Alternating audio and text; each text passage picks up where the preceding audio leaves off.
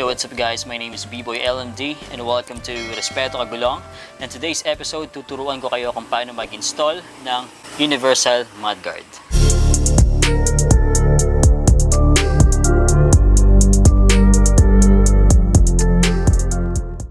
Ang mudguard na ito ay nabili ko online worth 395 pesos. Included na doon yung shipping fee. At ito yung mga kasama niya sa package. So, dito yung bracket niya para sa kanan at sa kaliwa. 8 bolt, 8 nut, at 8 washer. Para sa mga kagulong natin na nagbabalak bumili ng Universal Mudguard, usually sa package is naka-fold itong dalawang side na to. Bali, nakaganto siya. Nakatali siya. Yan. So, bali, mukha siyang deform pag na-deliver na sa atin. Pero okay lang yun, malambot naman itong plastic na to. Pwede naman natin siyang i-stretch na ganito. Kung feeling natin is medyo paling siya, madali lang naman siyang i-bend ng konti para maging diretso or para maging align yung ating Universal Mudguard. So, simulan na natin kung paano natin i-install itong ating Universal Mudguard. Simulan po natin dito sa bracket. Sa pagkakabit, meron ditong mahaba at maiksi. Itong butas po dito sa dulo, kukonekta natin siya dito sa pinakang dulo ng butas dito sa taas. Para naman po dito sa ilalim, kukonekta po natin siya sa ikalima. 1, 2, 3, 4, 5. Yan, dito sa ikalimang butas natin siya ikokonekta mula dito. Then para naman po dito sa dalawang bakal na ito, ipapalaman lang natin sa pagitan na ito itong ating bracket. Kailangan lang po natin gumamit ng 5mm na Allen key, 10mm na wrench. I'll suggest unahin na po natin itong mahabang bakal na to. Yan. Unahin natin magsalpak dito para mamaya dito madali na lang pagkakabit. Syempre, ito yung bolt. Kabit muna natin yung washer. Yan. Tapos dito. Then, kabit natin to. Okay na. And then, ikabit natin tong nut. Itong nut na to, may kasama na po siyang lock. May goma sa loob. Para pagsalpak, as in mahigpit na mahigpit talaga siya. Hindi siya yung basta-basta luluwag. So, ito yung 5mm na Allen wrench. Allen key natin.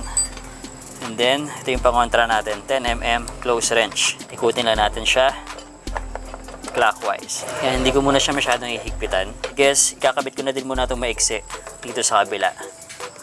Yan, para mas madali yung pagsasalpak natin mamaya. Same drill. Bolt, washer, salpak dito. Tapos yung maiksi na bakal. Then, yung nut. Okay na, naikabit na po natin. I guess ganun na din gagawin ko dito dun sa kabila para mas madali yung buhay natin. Kabit ko lang muna yung dito. 5 minutes later. So, ito na po at naikabit na po natin ang unang 4 na bolt para sa ating Universal Mudguard. Kabit naman natin ang bracket ng ating Universal Mudguard. So again, mahaba sa mahaba, maiksi sa maiksi. So ihanda natin ang ating bolt at washer. Same drill lang din naman ang ginawa natin kanina. Ayan. And then, kalimutan ng nut.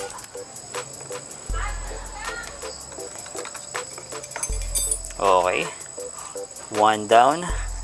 Sa kabila, same drill lang din naman. So again, lagi nyo lang tatandaan, dito sa mahaba na part, konekta po natin siya dito sa dulo. Yan, sa dulo. At dito sa maiksi, sa panglima mula dito. 1, 2, 3, 4, 5. A few moments later. Okay, so ito na nga po at na-assemble na po natin ang bracket ng ating Universal Mudguard. And bago natin siya i-install sa ating motor, I just wanna give a shout out kay Pops Notorious Rider. Isa sa mga kasamahan natin sa R4C Squad. Pwede nyo i-check yung channel niya, Notorious Rider. Shoutout din kay Chris Hu Shipu din. Shoutout sa iyo Pops, maraming salamat sa panonood. Shoutout din kay Words48 Laysambil Explorer ng Region 8. Mga taga Eastern Visayas, maraming salamat po sa panonood. Ride safe always. So ngayon, isalpak na natin siya sa ating motor. Okay, so dito po natin isasalpak ang ating Universal Mudguard. Kailangan lang po natin mag-ready ng 18mm na close wrench. And kung wala tayong 19mm na pangontra, pwede na itong plies.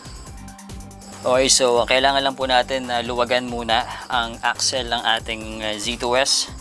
So, para dito sa axle, 18mm, and then sa pangontra, dito natin gagamitin yung plies. So para luwagan, counterclockwise. Okay, so pag tingin natin na meron ng sapat na space para sa bracket ng mudguard natin. Okay, so again, sabi ko ang position niya, ito yung sa ilalim, ito yung sa ibabaw. And then ipapasok natin siya dito sa axle natin. So makikita natin meron pang bakal dito. Hindi natin siya ilalagay dito sa labas, dito sa loob mismo. Angguluhan lang natin ng maayos. Nakuha nyo na yung anggulong gusto nyo, pitan na natin siya. Make sure lang din for our safety, dapat lapat na lapat siya.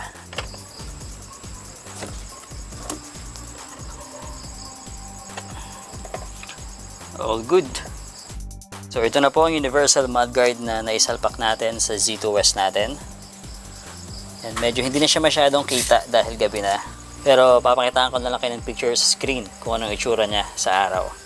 So yan, hindi naman siya nakasira ng forma, bagkus nakadagdag pa siya ng forma sa Z200S natin kasi parang nagmukhang extended yung gulong natin or yung swing arm natin. Yan.